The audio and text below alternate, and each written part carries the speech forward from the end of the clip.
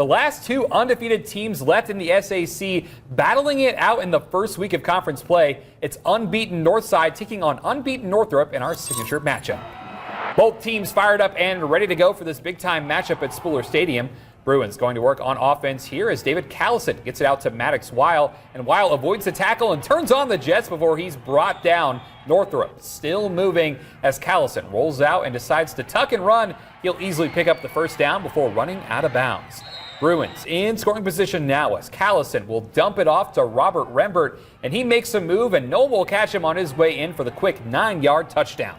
Legends turn now as Jaden Rivers tosses it to Marcus Williams, and Williams does the rest. He follows his blocks and crashes into the end zone on the 24-yard score.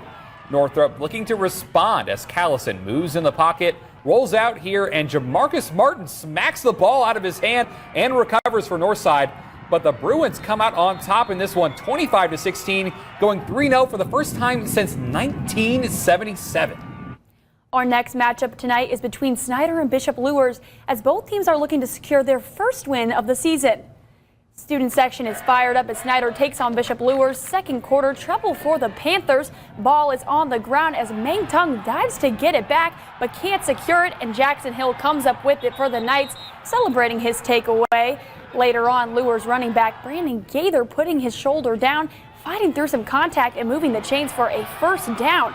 A few snaps later, it's P.O. Brewers who gets his turn, slipping through the line in speed and adding some Knights momentum. But just when the Knights were getting hot, it's trouble for QB Knox Johnson. On the snap, it's a loose ball, and Cole Baumgartner falls right on it. It's a big shift back to Snyder, and in the end, it's the Panthers defense that holds strong, and Snyder pulls out with a gritty 9-0 win over Luers. And the lights are bright over at Southside as the Archers welcome Homestead. Southside on the move now as Robert Murphy surveys, moves in the pocket, and airs it out deep downfield and into the arms of Milo Lovelace for the interception. Lovelace takes off, cuts back inside, sheds a tackle before he is finally brought down. Homestead marching on offense as Logan Frieden calls his own number, finds a wide open lane and splits two defenders for the touchdown. Spartans from 13 yards out. Homestead back to it as Frieden fakes the handoff, and he gets a path of green grass right in front of him and into the end zone for the 12-yard score as the Spartans roll past Southside in a 30-10 final. Wayne's got their game faces on as they host Bishop Dwenger in a Week 3 matchup. Second quarter trouble for the Generals. Snap is too high and Laquan Cummings tries to fall on it, but Sam Beckers dives for the Saints and flips possession. Dwenger's defense locking in, swarming the backfield and forcing negative yardage all night. Wayne finishes with just negative 16 rushing yards total. On the other side, Saints in control. Colin Campbell bursts through, picking up the first down on his way to 107 yards and 2 touchdowns. And QB Henry Jordan does his part too, hooking up with Gus Tipman for a score and finishing with 119 passing yards. In the end, Dwenger dominates on both sides, shutting out Wayne 46-0. And to round out the SAC, Carroll students feeling tropical at Concordia. Chargers up big in the second quarter as Grayson Esguerra in at quarterback as he finds Hayden Hoover over the middle for the nice gain to move the sticks. Very next play, Esguerra looking deep as he launches and finds Colton Booker open for the 18-yard Carroll touchdown to add on to the Charger lead.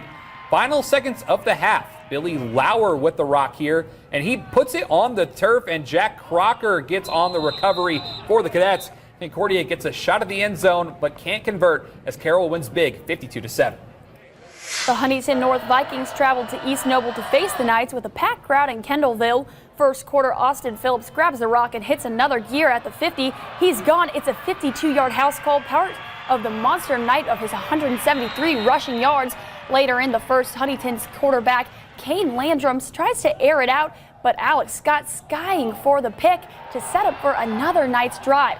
QB Riley Biddle now sprints across the line of scrimmage here, and he's going to throw a dart to Alex Phillips, and it looks like he just misses the end zone, but it's good. The touchdown puts the Knights up 13-0, and Biddle throws for 219 yards and 3 touchdowns. Huntington trying to respond, but the Vikings can't break through. In the end, East Noble has all gas, no brakes, and it's a shutout Knights win 39-0. And over at Garrett, the Railroaders hyped up for the second half with Cherubusco. Eagles on offense as the exchange goes bad for Brody Lawrence, and Carter Fieldland comes up with the fumble recovery for Garrett. Very next play, Railroaders cough it up and no one can get on top of it before Busco scoops it up and recovers yet another fumble. Eagles offense right back to work now as Lawrence unloads and finds Bryce Lawrence. He jukes a defender, and that's a house call to finally get Busco on the board. Garrett looking to respond as Fieldin gets the handoff, breaks the tackle, lowers the shoulder for a few extra yards before the defense gets him to the turf as the Railroaders pick up the win in a 17-7 final.